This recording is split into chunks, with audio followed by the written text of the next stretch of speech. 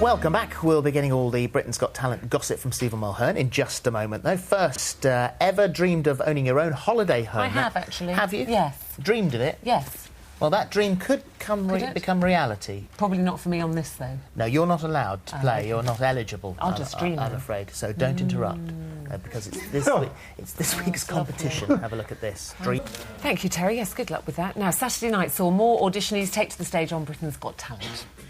I just came to say hello. Oh my goodness.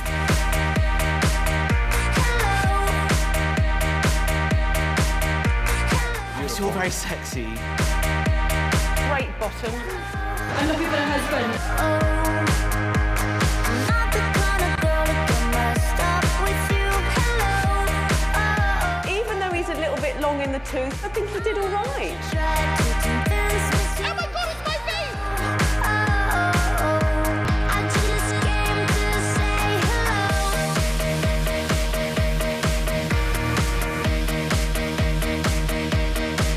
An extraordinary dancer. So Britain's Got Talent presenter Steve Mulhern joins us now. Now, on the More Talent show on ITV2, lots of buzzers. Lots. On the other show, on the ITV1 show on Saturday night, no buzzers. No But buzzers. weirdly, Nobody buzzed. But I didn't notice that until you said it. Yeah. That is amazing. Yeah. It must be the first time it's ever happened. God, but what a bunch of softies. What, or indeed, what talent. Yes, precisely. But it actually was. There was some terrific stuff. Amazing. On Saturday. Let's have a look through some of the things that you want to talk about. James Hobley, the 11-year-old dancer, who was incredible. He was lovely. Yeah, and do you know what? It's the first time I've seen Ant, get very emotional. And he loves the child performers, but there was just something about James that took the audience over, really. And I think his passion for it. I know it's easy to say, look, he's like our version of Billy Elliot, if you like, but he really did well. And it's quite nice to see a performer that isn't from a stage school, and it's all very passionate, and he loves it. And do you know what? It would be different to have someone like that in the semi-finals if he makes it. Well, he's autistic, isn't he? Yes. So he goes to his dance class 5 times a week. Yeah. And everyone says, this is brought him right out of him. Yeah, and do you know, so I read a couple of interviews with him, and he just said that he feels he's now found himself. Yeah. He gets taught by his mum at home, and if that's what the show's done for him, then job done. It's also Brilliant. emotional watching the parents in the wings as Yeah. well, isn't it? His mother, she was so proud of him, and that's what always makes me cry. No, their exactly. reaction. And she's more of a support to him than a pushy mum. Do you know what I mean? Which I see a lot. The surprise of the night to me was Robert, or Bobby, from Cardiff. This is the look. Because when he came stumbling onto the stage, I thought, well, now what's he going to do? Incredible. But listen to what Ant says about him. Have a look at this. Hey there, lonely girl. Just doesn't make sense when you look at it. Let me meet your broken heart like you. You've come out here with your tattoos from Swansea, unemployed at the minute. Hello. Only a couple of times and I've had a few drinks. Hey there, I'm going to buy your album. Just amazing. And when Ant goes, well, it just doesn't make sense when you look at it. But who would ever expect that? The show is always full of surprises, but that was just amazing. Yeah, that was incredible. A shocker. But amazing voice. Yeah, but this is what Saturday's show did. We had so many different things. When you think about Nathan, his act is making stuff out of toast. And he's bizarre. Well, when he started, I thought, oh, I know, exactly. No. Same here. And backstage, they were literally having to make the toast because he said the bits that he did do live, he said it only really works when the toast is warm. So, and you know what it's like in a theatre. It's like you could smell it coming out.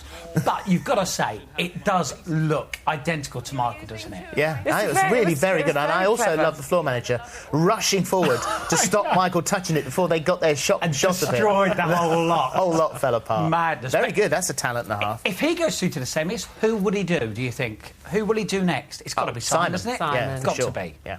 Got to be. Well, he should. He should. Now, Michael, the dancer. Yes. Did you call that dance? Is it called dance? All that kind of funny robotic well, do you know stuff what? This guy, I don't know how to describe him, really, because obviously we had Razzie a few weeks ago, and he did this sort of stuff, but I don't know. It's really hard. But look, he loved the show. From France, came over, decided to do it, and he stormed it. There were some Did really, incredible really well. moves, amazing stuff that he was doing. So flexible. But you do look at that and go, how is it possible? Yeah. Do you know what I mean? Slightly freaky sometimes, and the head's over here and the shoulders are over here. Well, how do you get your body in those positions, Ruth? Stephen, come to my dressing room later and we'll talk. OK. And then the little boy band. Yes. Amanda stopped. Yes. But another Amanda stopping moment. I know, but do you know what? For the first time, I think she was right. If you listen to them, they are quite out, really. And then they obviously get a second chance, so they're lucky. And this is... I don't really agree sometimes with the stopping, but here I did. Really? Yeah, I did, because I did think they're out of tune, and they got their second chance. Let's just have a quick listen to them in tune. And I hope that you feel the same way too. Because I felt a bit sorry for the lead singer. I thought he did get a bit of a hard time. But also, if you think about it, this is what I said, I think last week or the week before, is that the judges are quite strong this year, and no matter what age you are, we're 5 series in, they're not going to take any prisoners. Well, Michael said no to them, didn't he? Yeah. Yeah. Right, well, thank you very much indeed No worries. for the night, because you're going to stay with us, aren't you? One act that wowed the judges on Saturday was the alternative all-girl cabaret act, Didn't We Just Love Girls Roc? You remember them, do you?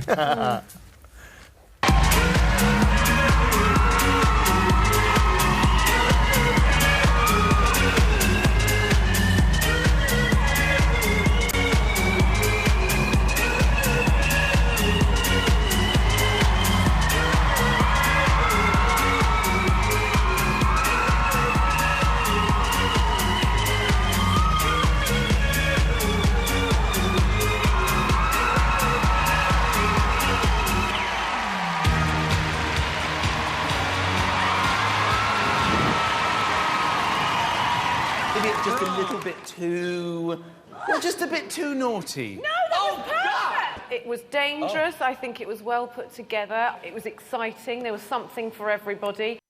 Yes, there was indeed. And most of the members of Girls Roc, Nicola, Stephanie, Georgie, Hannah and Danny join us now. We're missing Kelly and Lucy, aren't we? Yes, yeah. So where are they today? Couldn't be bothered to come? Kelly's got a full-time job. She works at Microsoft, so... Yeah, but... Hi, Kelly! The girls told me that she's kept this secret. Yeah. Really? The whole thing is secret, so everybody at work, you now know. Yeah. So, Nicola, this was your baby, really, to start with, wasn't it? Yeah. About a year ago, I got an opportunity to put something together, and we're all friends anyway, and it was like, well, you know, why don't we use what we have and develop it, learning fire skills and develop our aerial things and using different props that we have to put together a troupe, and we did. So these skills that have you learnt them specifically for this, or could any of you do them? I've never done fire before.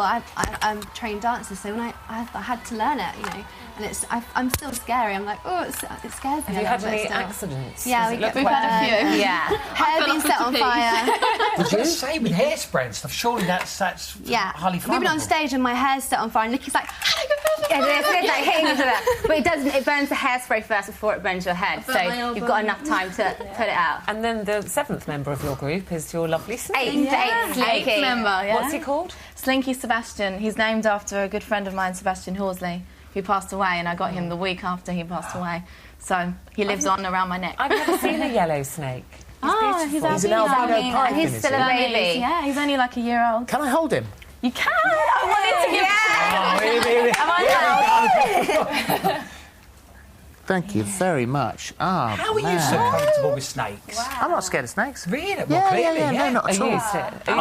Fantastic. What are you going to do? Can I sit down? I'll sit down over here. I'm very. Shall I stay nearby you? Keep an eye on him, because if I go blue, then you know, just pop across. But I will be very careful with him. We said hello earlier, didn't we? He's blocking. He's on my microphone. So, so if you could ask the next question. No, it's tell Phillip what you said to me just a moment ago about being on the show. So embarrassing. I think all of us are more excited about being on this morning than we were. Really Most people want to say hello to their mums. Yeah, it's my mum's birthday today. Can I say happy birthday? Say hello. Hi! What are you, just finally and very quickly, what are you going to do when you have another go? Have you got more that you could do? So much more, so We've much got aerial. We haven't done aerial in that one. Everything. Yeah, and we've got so many ideas that it's just, you know, fingers crossed if we get through that we can show everything that we can do. It's like that was like the tiniest little bit. We've got so much more to Oh, give. Stephen's smiling. Look. What a treat! Marvellous. Thank you very much indeed. No, thank you for having us. Real pleasure. And Sebastian. Slinky, thank you very much indeed. Bye-bye. Marvellous. Very, very good. Still to come, we're back to Corrie, so don't go away. Back in a moment. See you in a minute.